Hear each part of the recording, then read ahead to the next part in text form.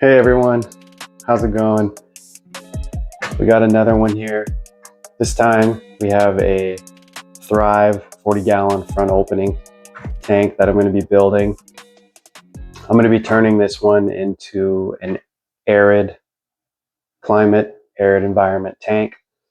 So it's going to be on the drier side, suitable like young bearded dragons up to a certain size could go in here until they needed to be upgraded to a bigger tank. Leopard geckos, armadillo lizards, desert iguanas. Yeah, a lot of those species could go in here. I'm going to do the full background, probably some sides on it. I'm going to do probably pine bark for this one, just to kind of go with that whole theme of an arid environment rather than cork. So this will have pine for the background. And hold on, hold the phone before any of you start throwing hands, getting up in arms. I just wanted to make this and say, yes, I said I'm using pine bark. I know there's a ton of misinformation, honestly, about, pine specifically. I know, in the reptile hobby or in the trade or building enclosures, terrariums, vivariums, whatever, and you're putting in reptiles, amphibians, people say like huge no, pine, cedar, like just hard no on both.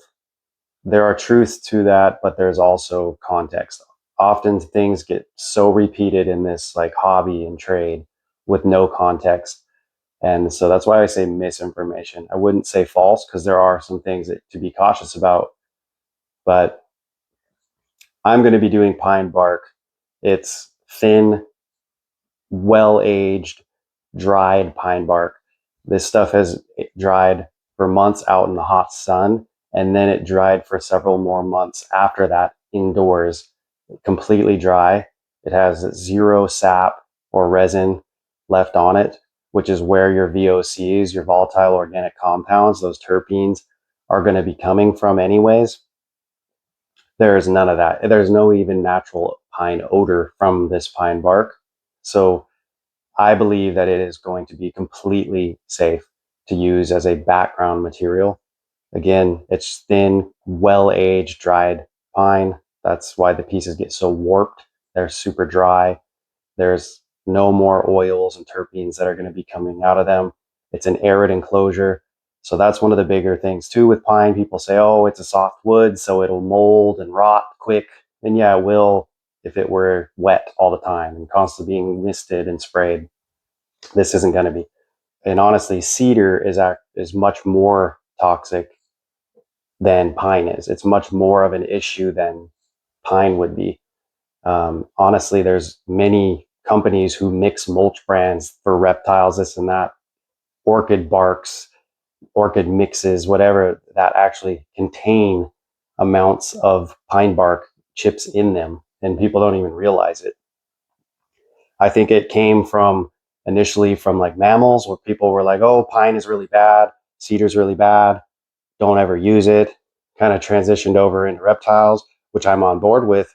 They breathed it in too, but that's also a big part of it. It's not necessarily the VOCs so much for pine. Cedar is much more toxic, definitely a lot stronger VOCs coming out of it. But pine itself, it's really a lot of it is the pine chips and cedar chips and the dust that's created from those things when they're in tanks. And that stuff is terrible for the respiratory systems of these animals. Again, these aren't chips. I'm not using big, full, fresh cut pine branches or rounds. It is well aged, thin pine bark, no resin, no sap. I believe that any VOCs that were in it have completely dissipated out of it, and it is 100% safe to use. That's my belief. Other people may think differently, but I think that so much of the information that tends to be parroted from one person to the next in the hobby, again, gets said so often out of context, and it's because of a lack of experience or a lack of knowledge or a combination of those two things, and people just hear one thing and then they just run with it and are like, no pine, no cedar, and like, yeah, again, Cedar is a much more toxic wood than pine even is. I believe, in my experience and my knowledge and what I know about natural resources and these wood products and building enclosures and the experience I have with that, that this is perfectly safe to use. So I just wanted to have that noted. Disagree if you feel like it, or learn if you want to. So just for you guys to see, got a top, it's got the locking knobs, you know, these are kind of classic on these tanks. Pull the screen lid off.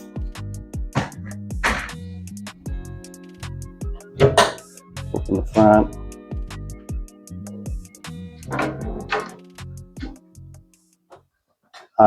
Some people, you know, you can get a little worried about these doors resting open, but these don't open that far, not as much as like a Zoom Ed or an Exoterra front opening that will open, you know, almost all the way open. These only go to here. So I really don't think it's going to be an issue with worrying about them like weighing super heavy on the sides when this tank is on its back. So that's as far as these go open. Totally fine. There's not much pressure forcing them. I think that'll be just fine. So then I can work from, you know, the front here, or I can even go into the back and just work through the top of the tank, which might be easier because then I'm not going over something, just plain open sight. All right, we've got a pile of some bark here. This is all pine bark. It's all been dried out for several months, and I've had, there's nothing on it. It's been sanitized. It's clean. It's very thin bark too. It's the very outer layer.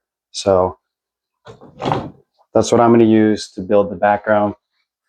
The typical like 3 or 4 inches up from the bottom, because that's where you're going to have your soil, hardscape, you know, any rock, any possible excavator clay, cork tubes, whatever other wood you use is going to take up that space on the bottom. So I don't go all the way down, and I'll do some work on the sides also. Another one thing with this one is I'm going to try out a new silicone that I've never used called OB1. This is like a competitor with CT1, which I have heard a lot of people in this hobby or just field of work who build tanks or enclosures use CT1, and people swear by it. This is like an exact competitor with them, but it's a lot cheaper. And this is almost the same price as like the GE #1 silicone, or still a little cheaper than your typical aquarium safe silicones. But this is like low to zero VOCs. It can be put on directly to wet or dry surfaces, even though I'm not going to do wet. This is dry and cleaned already. It's ready to go. But if you wanted to try, you could. And it's supposed to not have any off-gassing because it's a different type of reaction for curing, where like GE1 is an acidic reaction, and that's why you get that strong vinegar smell. And that's what I've always used, but it always takes like 2 to 3 weeks to fully off gas and cure. And that sucks because that's just a long time where you want to just continue and progress with your build, where this is not supposed to off gas at all. But I have done reading where people say specifically the clear and silver of this brand does still do some off gassing, but I want to test that. That's why I got silver. I mean clear. I also got black and brown, and I'll use those in some builds too to see if those actually do zero off gas. So let's try this, see how it does. I'll let you guys know progressing onwards. All right. These tubes are definitely different. It's a different process to open them. It's got a hard cap, twist on tip, but you still have to cut the tip to open it. But you also, like typically you would just puncture, you know, GE1. But this one is, you have to cut the piece inside in order to open that. And I'm going to be doing this one also slightly differently than I did, I think, the last one, where I was spread a full, thick, even layer across this, and then was setting my pieces in and siliconing the pieces themselves as I needed. I'm probably just going to silicone pieces now. I've also haven't went ahead and tried to lay any of these out to see where they go. So I'm really just fully freestyle on this one. But right off the bat, this first piece has a pretty nice flat top edge, and I'm going to just put that in against the top. And then I can work off of its contours and shapes and gaps to change that how I need. All right, so a little POV action going here. So this was that first piece, pretty flat, the top of the tank. So I'm just going to silicone the piece itself.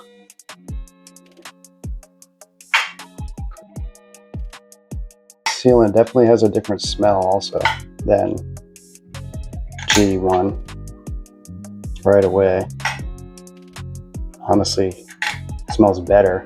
It doesn't smell as harsh as the GE1 does. So I'm just trying to put this silicone on any of the low points on this bark that would be touching the tank itself.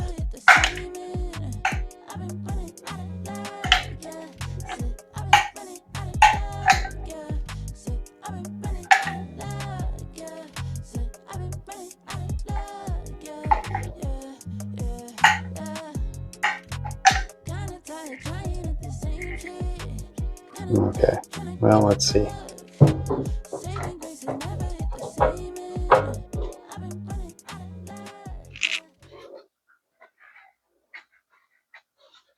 And per usual, I have gloves and didn't wear them. Seems to be my style. So I'm just really trying to push this one down, get any of those contact points. So I've laid a couple pieces in, played with some others. So something right away that I can tell with this OB1, it's definitely a softer, more flexible, slower curing sealant, at least initially. Like I was saying with the GE1, like, yes, it can take 2 to 3 weeks to fully off gas, which means it's not cured until it does that, but it has an initial, like, stronger grab, I guess. This stuff, it's been several minutes and it's still super soft underneath this first piece that I laid down. Like, it's barely even holding. It's still really, really wet. And so that kind of is a downside, in my opinion, because like you lay these pieces down, you kind of want them to hold pretty quickly so you can continue to work and not have to keep pressing them down or anything. But I'm going to get moving forward on it.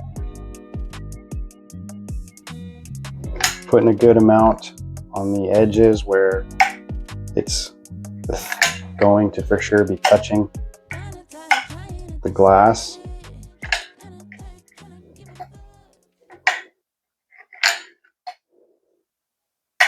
And then putting it down.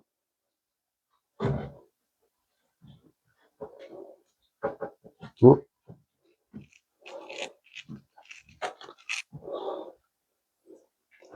It's definitely not as runny though either. It's really weird. It's such a different, and it's almost smells like minty. To me, it smells like similar to toothpaste, which is quite strange, but much better smelling than the GE1, which is incredibly harsh when you're laying it down and just it's reacting and off-gassing that super strong vinegar smell, and it burns your eyes and your nose, and you're really not supposed to be doing it in an enclosed area and should have a lot of ventilation, but who follows all that safety perfectly? So this is like nothing. Like the smell is incredibly faint. I mean, it says it's food grade safe. Technically should be able to eat it, but I'm not gonna. It is a slower initial grab though also, which I don't like. That kind of sucks. So I don't know how long this is going to take. Let's say, I put these background pieces on, but then I want to do the sides. And to do the sides, I want to tip the tank back up and put it on its bottom. Are these all going to slowly slide down because they're not held? I have a feeling that that is what would happen, and that I'm going to have to leave these for a few hours to let them actually grab enough before I could like tip the tank back up on its bottom. So that sucks, but then I don't know, in the long run, you know, instead of having to wait weeks for off gassing to be done, if they are truly just cured in 48 hours and there's no smell and everything's solid, then that'll kind of be, that'll, I think, definitely be worth it. But for this initial process, it kind of slows things down a bit to have to worry about these moving. So because these pieces are natural, and I mean, I guess the cork is too, but cork, especially if you buy like the sheets like I do, and then you break those all up, they're all pretty flat. Some can be a little more concave than others, but they're all for the most part pretty flat, and for sure always have like two edges at least that are going to be touching if they are concave. Where this stuff kind of dries and gets all different shaped and wonky. So for it to be flat, might have to break it up into smaller chunks and then puzzle those chunks back together as one whole piece to make it fit how you need it to fit to be able to lay flat, which isn't bad, just a little bit more work, I guess. But kind of goes with the aesthetic of what I used to do, which is breaking things apart and putting them back together in a different way.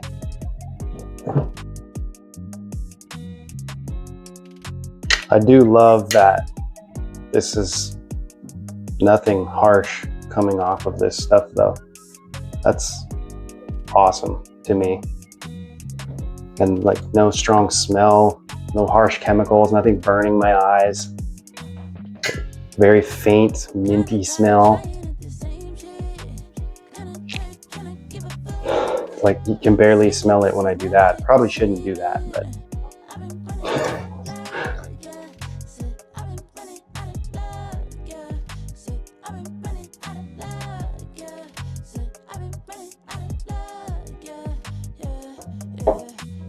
just playing around now with some smaller pieces, trying to see where they could fit into different gaps, what would work where, or what won't work where, playing around.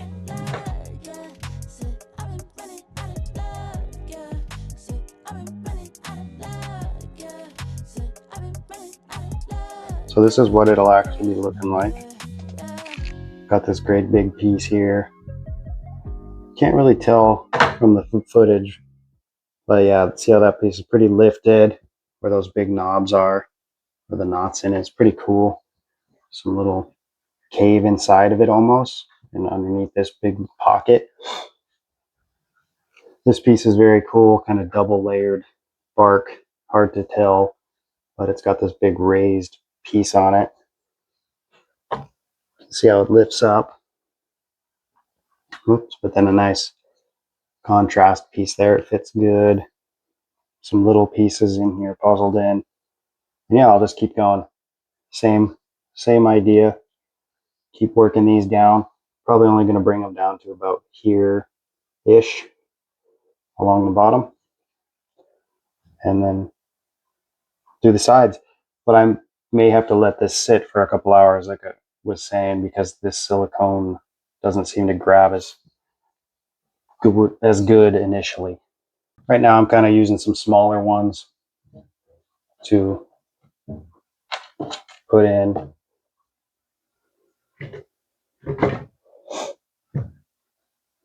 Got kind of a big chunk here. Kind of want to find one that might fit in there. That one, pretty good there. There's still some weird gaps, but one could go there.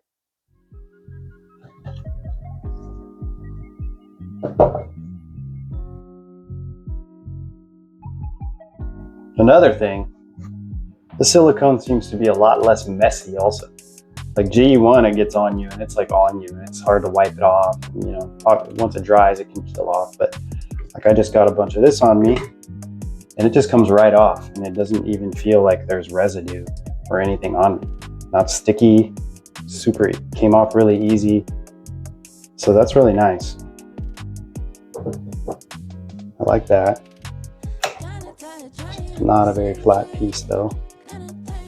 So let's just get the high points.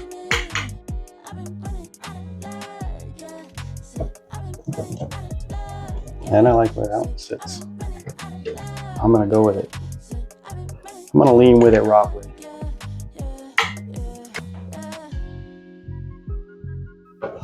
This bark is super awesome. This stuff is really pretty. I mean, all the different contours and raised edges and spots make it really fun to work together, and you get so much 3D texture in here, popped up all over the place, which looks pretty sweet. This big chunk, kind of a pain. Honestly, just for a test, I want to see how this peels up. Pretty bad.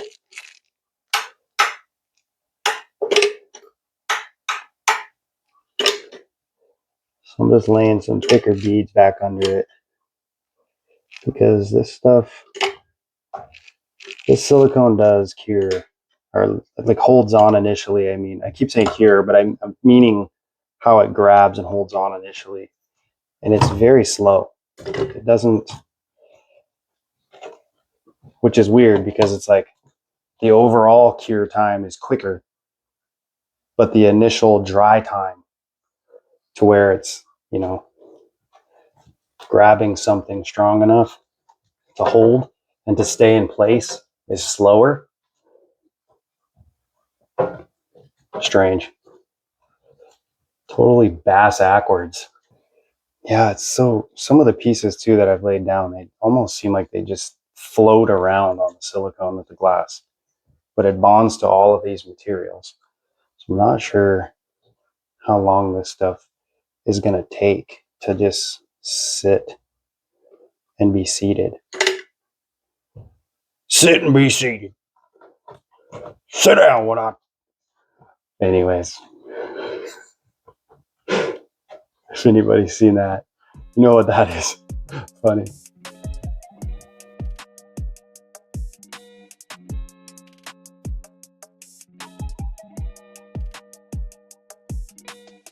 All right, so that's one tube of it. Didn't even fully get the background of this 40 gal covered with bark and use the whole tube. And I didn't even do like the base layer of smearing it all over. I mean, that alone would have been a tube.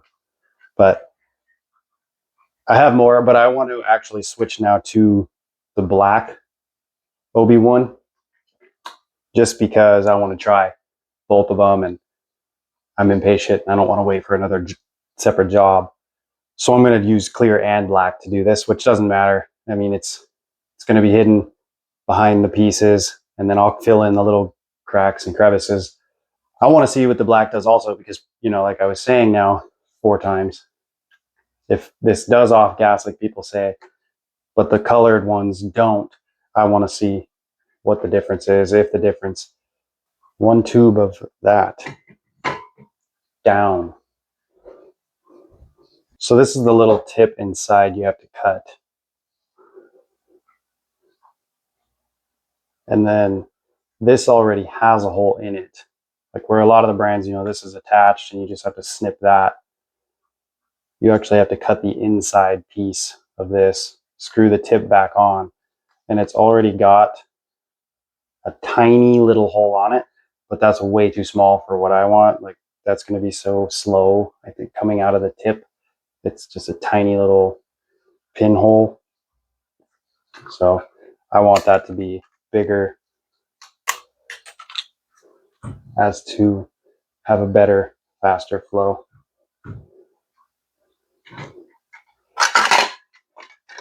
And let's see if there's a difference with black versus clear as far as how they bond. So that's how that one looks.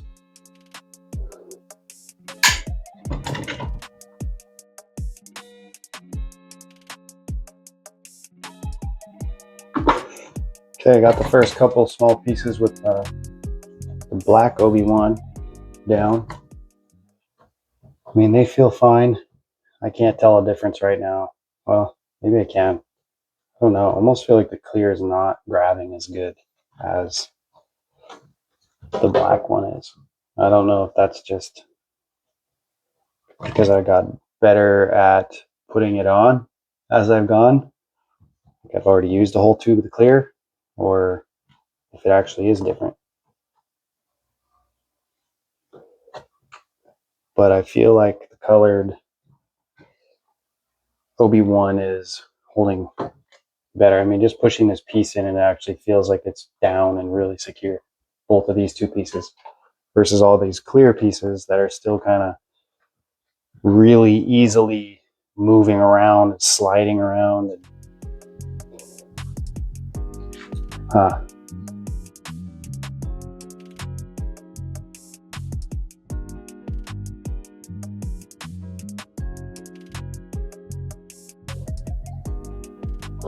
Yeah, I can already tell. Like, so this colored Obi-Wan, the universal multi-surface construction sealant and adhesive is what they're called. The colored one so far that I'm using, which is black, but there's all kinds of colors, is better than the clear. It's grabbing better than the clear.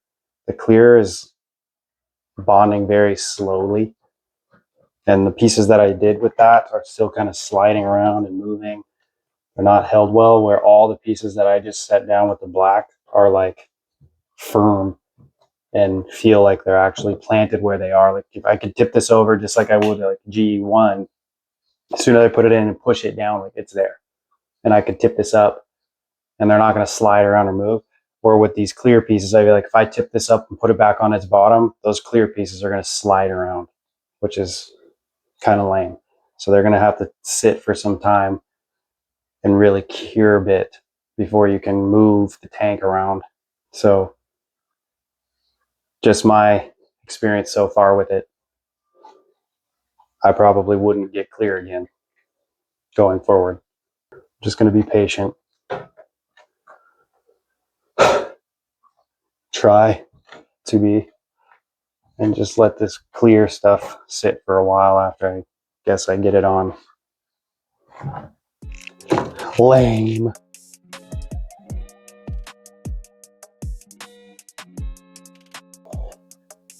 All right, I'm liking all that. I'm just going to fill in this little corner. I think I'm going to call the back done after that. All right, a couple little holes that are big, I guess. A couple little holes that are big. Nice. Okay, so I just want to fill in these little corners. Working with the same pieces. I haven't really looked at anything, haven't measured or tried to fit anything, but I'm kind of just checking out this piece right here that already looks like a corner, and I could stick that, right there, but it's definitely a bit wonky, which now it's not going to be so much of a corner. Do something like that. Make sure this is, yep, cool. I like that. I like that.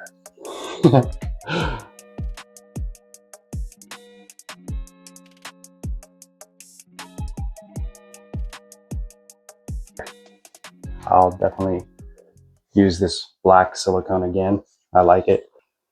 It is like night and day difference between GE1, and I mean, there is no off gassing now. There's not gonna be. And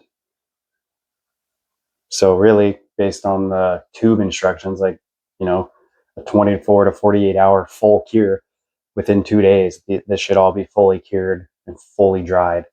That's a pretty legit sealant, if so. And it's definitely one I'll switch to, considering it's totally friendly. I mean, if this is food grade safe for humans, it's definitely safe for reptiles, amphibians.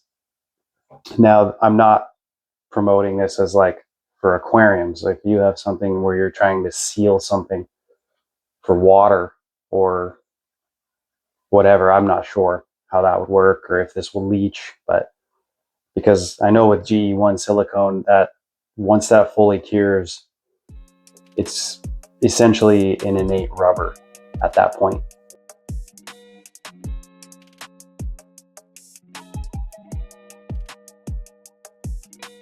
Especially this black, which I think the other colors, excluding clear and silver from what I've read, should be all the same as this.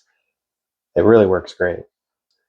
What a great product, and about the same price per tube. I think this was $10 per tube, where when the GE1 I typically buy, it's $8 or $9 a tube. So slightly more expensive. And yeah, if you're going to use them for an actual aquarium or a paludarium and you're sealing water, it's going to be constantly soaked, then yeah, I'd stick with the aquarium safe or like GE1 for sure. But for just gluing pieces on for backgrounds or whatever else you want to glue together, this stuff is awesome. All right, I'm digging that side, calling it. So I'm going to swap over this side, lay down some nice pieces.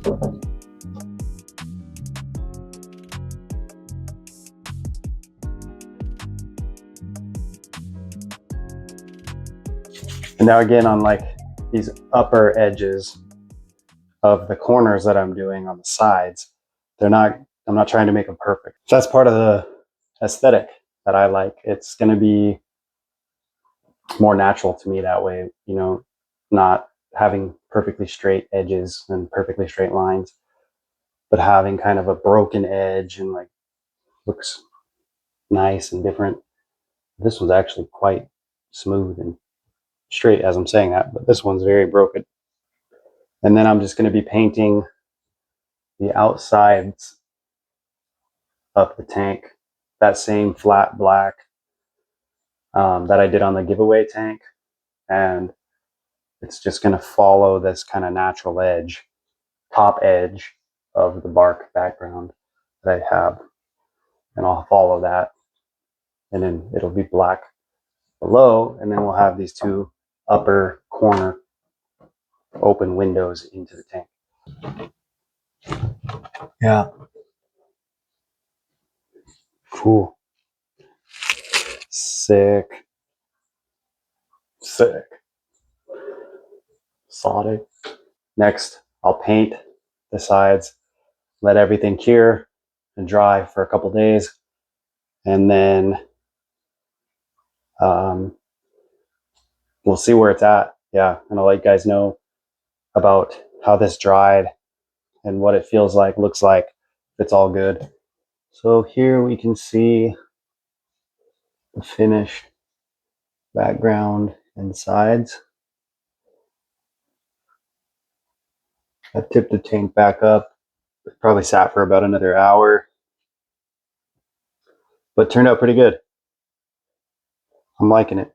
I left the gap on the bottom for the soil and hardscape that we had built up. And then that's that edge. I have the outsides taped off right now because I'm getting ready to paint. The overall background looks pretty good. I added in some lichen strips.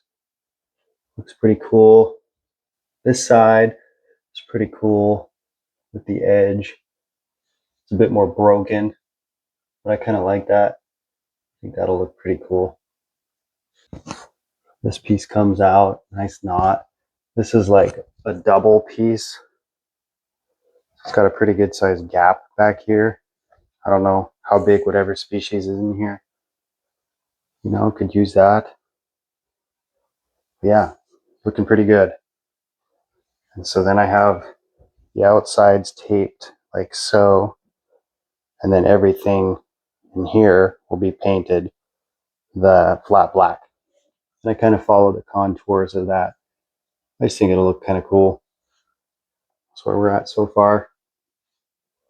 It's coming together. All right, so I got this thing all ready to go, ready to be painted on the sides. So you're supposed to put on your first coat and wait an hour, and then put on your second coat. So I'm going to do a thinner first coat this time, and then the second coat we'll put on and we'll see how that looks. Correction, it's 2 hours in between recoats. So you put on your first coat, wait 2 hours, put on your second coat. So I just get a little bit in this little paint roller here, or this paint tray, and they use the little, I think they're called nap rollers. Get that covered, get it saturated well. That's good enough. And then apply it. So I'm just going to try to do a pretty thin layer for the first one. First coat.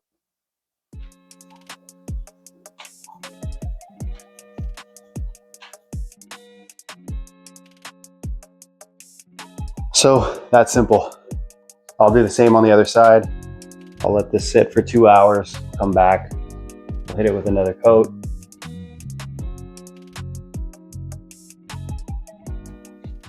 All right, so this is the second side. You can see it's still thin, like you can see the light coming through the bottom from the inside of the tank, but that's fine.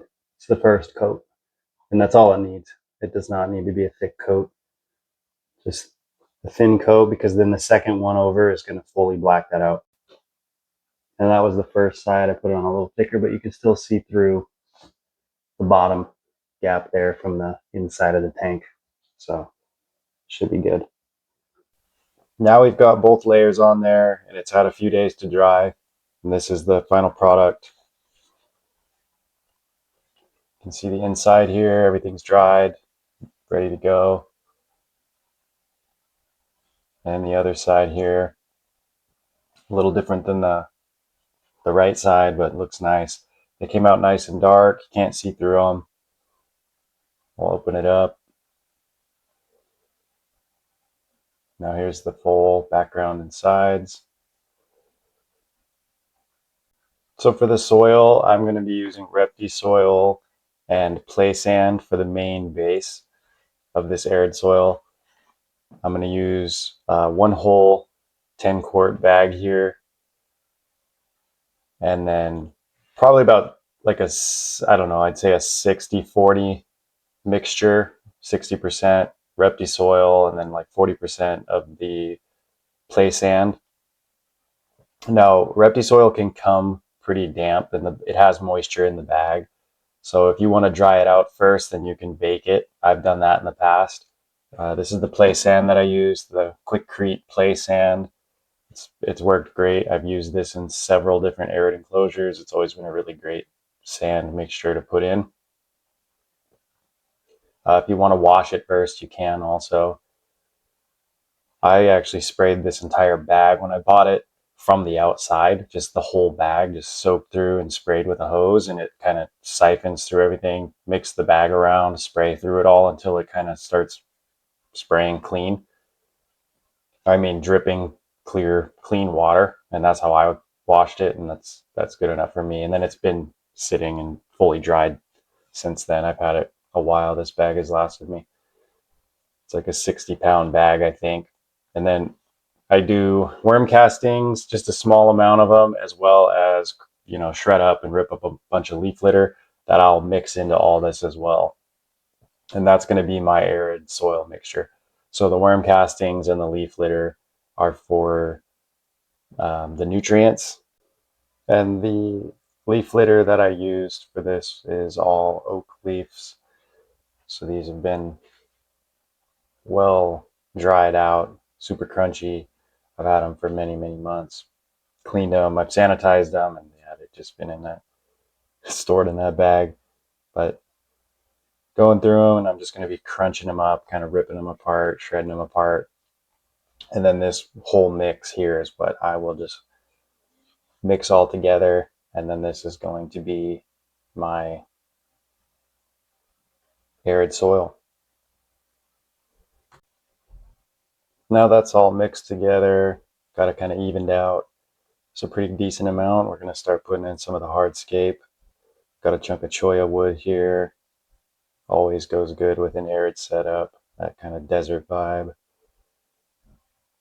And then I've got some flagstone, a bunch of little different size pieces. This stuff is really nice. Flat slate rock makes really great basking areas. And just good climbing. And it also just fits the vibe, goes with that overall desert arid look. So I'm just going to be playing around with some of these pieces, seeing what fits where and how I want to build them up. Kind of got some ideas, but also haven't tested any of it, so it's the first time I'm just really checking out how they're going to fit and how I want to lay them in here.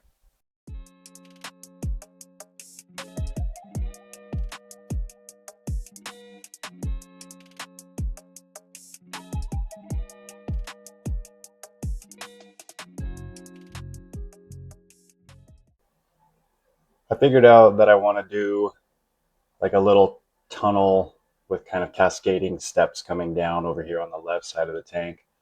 So that's what I'm kind of working on now. And this is what I was going for.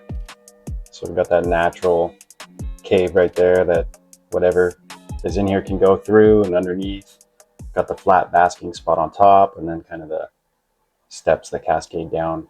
So here I want to show you for this top piece on the far left edge of it, I'm actually going to silicone this small chunk here to the bottom of it right there.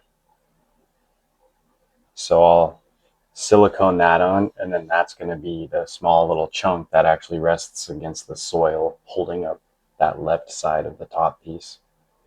And then you just can set it on the other stones that are stacked up. And again, I'm using that OB1 black. This stuff is great for an adhesive sealant.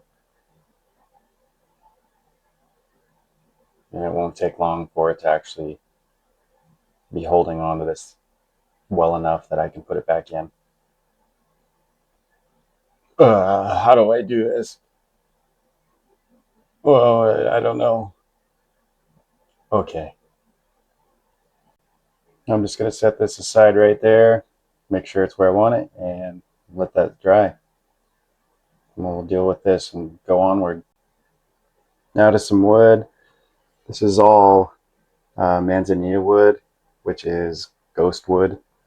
This just isn't sandblasted like a lot of the commercial ghost wood that you would get. This is more natural, so it's got some of the bark layer, that outer layer on it. Got some pretty sweet pieces here. This one kind of looks like a tree. I like that a lot. It's like the trunk of a tree with some cool branches coming off of it. They all are dried out, been washed. I'm just going to play around with these and see what I want to fit and where I want them to fit. And I have several other branches too that I can try from.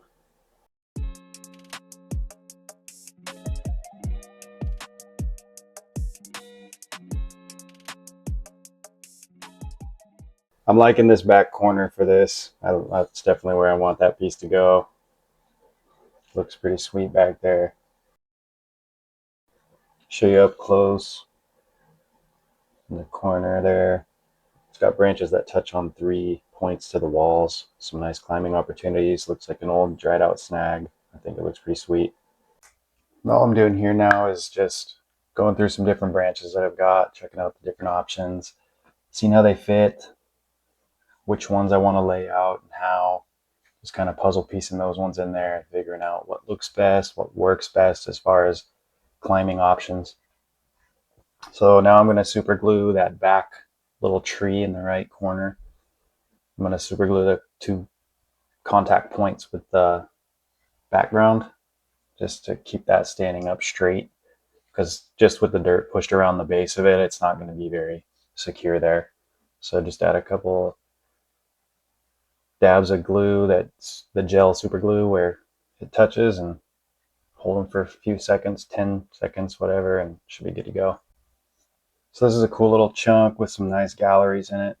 Those are the little cavities and tunnels that insects carve through chunks of wood. I'm gonna keep that in there. This is a hardy aloe plant, and I got a little zebra plant here. These do really well in arid environments. These plants, I mean, they could go easily over a month without being watered, and they usually hang on pretty well. And then I've got a lot of little starts of the hardy aloe. Now I'm going to throw in some leaf litter. This is all oak leaf litter, Corcus species. It's all really dried up. It's been sanitized, and yeah, this stuff's nice and crunchy. And this is what I also mixed up in the soil. So same stuff, but now I'm just pouring it all over the top for that aesthetic. Now I'm going to add in my cleanup crew.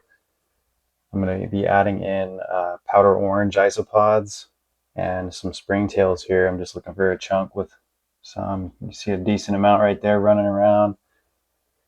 I think I added at least 15 to 20 isopods, and then yeah, more than that as far as springtails, because every one of these chunks is covered in springtails too, and so they're getting a bunch of them knocked in there when I do this. But this is the little boxes that I raise my own colonies in. I culture them. So now we're going back to that rock and the piece that I siliconed on it. It hasn't even been an hour yet, and this is already so solid that I can tip it upside down and it's not going to come off. It wasn't even moving when I just wiggled it. So got that piece put in there, and here it is. Ooh, ah. Oh.